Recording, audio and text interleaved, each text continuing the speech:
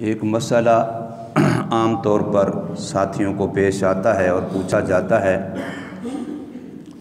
کہ ایک بندے نے فرض نماز رمضان مبارک کے اندر عشاء کی جماعت کے ساتھ نہیں پڑھی، وہ جماعت میں شامل نہیں ہو سکا۔ اب وہ آیا تراویحاں شروع ہیں تو تراویحوں کے اندر وہ جماعت میں شامل ہو سکتا ہے۔ اسی طریقے سے پھر وتر میں بھی جماعت میں شامل ہو سکتا ہے۔ وتروں کے اندر جماعت میں شامل ہونے کے لیے فرضوں میں جماعت میں شامل ہونا کوئی شرط اور ضروری نہیں ہے۔ کئی سارے لوگ یہ پوچھتے ہیں کہ وتر جماعت کے ساتھ پڑھنے کے لیے آیا یہ ضروری ہے کہ فرض بھی جماعت کے ساتھ پڑھے ہوں؟ تو ایسی بات نہیں ہے، بلکہ جس بندے نے فرض اکیلے پڑھے ہیں، جماعت کے ساتھ شامل نہیں تھا کسی وجہ سے، وہ اگر حافظ قرآن ہے تو وہ تراویحوں کی امامت بھی کرا سکتا ہے۔ اسی طریقے سے عالم دین ہے، امام مسجد ہے، فرضوں میں رہ بھی گیا ہے تو وتروں کی امامت بھی کرا سکتا ہے۔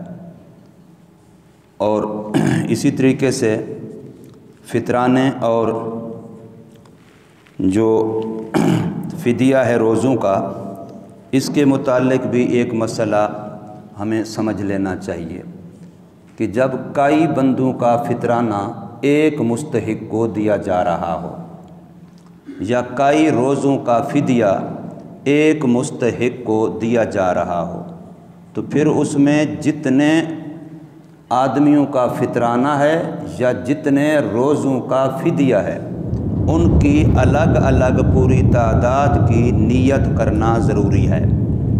چونکہ فطرانے کے اندر جو مقدار ہوتی ہے یا فدیے میں مقدار ہوتی ہے یہ کم از کم کی ہوتی ہے۔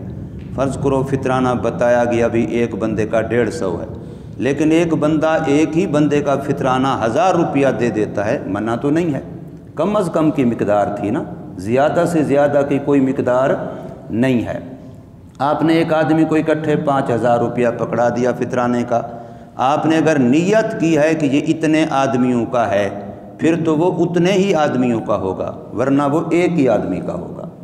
اسی طریقے سے آپ نے روزوں کے فدیے کے پیسے کسی کو پکڑا دیے ہیں، اگر آپ نے نیت کی ہے کہ یہ اتنے روزوں کا فدیہ ہے پھر تو وہ جتنے کی نیت کی ہے اتنے کا ہوگا۔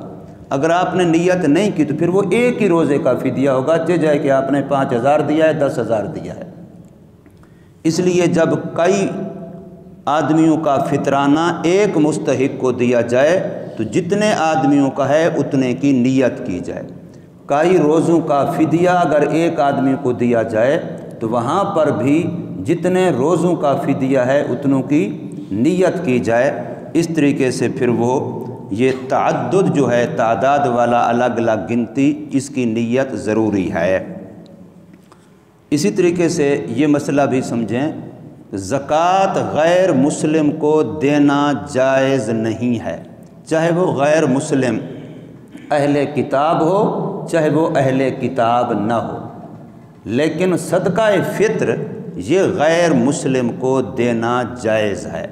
اگر کسی کا ہمسایہ، کسی کا رشتہ دار جائے کہ وہ غیر مسلم ہے، نان مسلم ہے، لیکن وہ ہے غریب، تو اس کو فطرانے کے پیسے دیے جا سکتے ہیں۔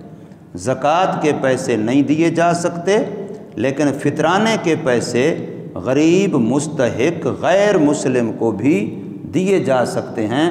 اگر وہ کوئی آبادی کوئی جگہ ایسی ہے کہ مسلمان اتنا مستحق نہیں ہے کہ غیر مسلم ایک ہے، وہ ہمسایہ ہے، وہ رشتہ دار ہے اور وہ واقعتاً زیادہ مستحق ہے، تو فطرانہ اس کو